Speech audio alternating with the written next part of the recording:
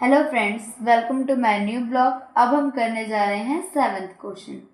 If 3a minus B is equal, ये आपके पास 3a minus B, ये पूरे इक्वेशन की आपके पास ये वैल्यू दी हुई है एंड ये b, ये आपके पास b की वैल्यू है। Then find the matrix a, यानी आपको मैट्रिक्स a की यहाँ पे वैल्यू निकालनी है। तो आपके पास 3a माइनस बी, ये पूरे इक्वेशन की वैल्यू क्या दी हुई है 5 1 0 1 एंड b की क्या दी हुई है आपको 4 2 3 5। अब आपको सिर्फ a की वैल्यू फाइंड आउट करनी है, यानी मैट्रिक्स a की। अब आप वो फाइंड आउट करने के लिए क्या करेंगे, पहले देखिए आपको क्या दिया हुआ है 3a minus B is equal 5 1 0 1। 3a ये आपके पास इधर माइनस में, आप इधर ले जाके इसे प्लस कर देंगे, यानी प्लस b। ये इधर माइनस में था, ये इधर आके प्लस हो गया। अब आप यहाँ पे b की वैल्यू लिख दीजिए 5 1 0 1 प्लस b की वैल्यू क्या दी हुई है आपको 5 4 2 3 5। अब आप दोनों को प्लस कर दीजिए, दोनों मैट्रिक्स को 5 प्लस 4 0 प्लस 3 1 प्लस 2 1 प्लस 5। तो ये आपके पास क्या आ गया 5 प्लस 4 9 1 प्लस 2 3 0 प्लस 3 3 1 प्लस 5 6। अब आपके पास इधर 3 मल्टीप्लाई में दिया हुआ है। अब आप इसे इधर ले जाकर डिवाइड में कर देंगे, यानी डिवाइड में आपको सारे इक्वेशन के साथ डिवाइड करना है, इसलिए डिवाइड का साइन सभी के साथ करना है आपको, जितने भी मैट्रिक्स दिए हुए हैं। डिवाइड का साइन हो गया।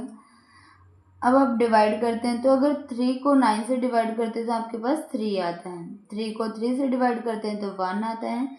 3 को 3 से डिवाइड करते हैं तो 1, और 3 को 6 से करते हैं तो आपके पास 2 आता है। इस तरह से डिवाइड करने के बाद आपकी वैल्यूज आती है 3 1 1 2। तो आपके पास a क्या निकल गया 3 1 1 2। तो ये है आपका solution. Thanks for watching and subscribe for more videos.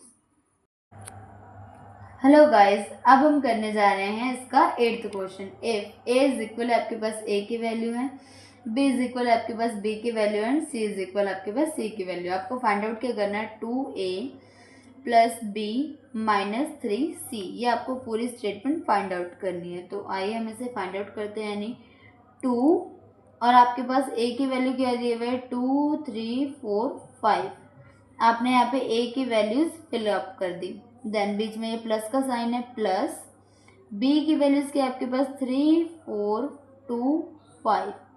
ये रहा आपके पास नेक्स्ट माइनस का साइन 3 के साथ क्या दिया आपको c मल्टीप्लाई करने के लिए। c की वैल्यूज क्या है 1 5 3 7। अब हम इसे सॉल्व करेंगे।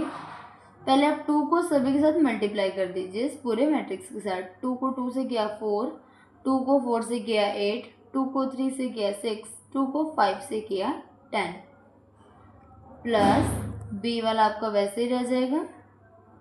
देन c लास्ट, 3 को 1 से किया 3, 3 को 3 से किया 9, 3 को 5 से किया 15, 3 को 7 से किया 21। अब आपको इन तीनों वैल्यूज को सॉल्व कर देना है, तीनों मैट्रिक्स को आपने सॉल्व करना है। पहले इसका फर्स्ट लीजिए 4, बीच में प्लस का साइन प्लस, इसका फर्स्ट लीजिए अब 3।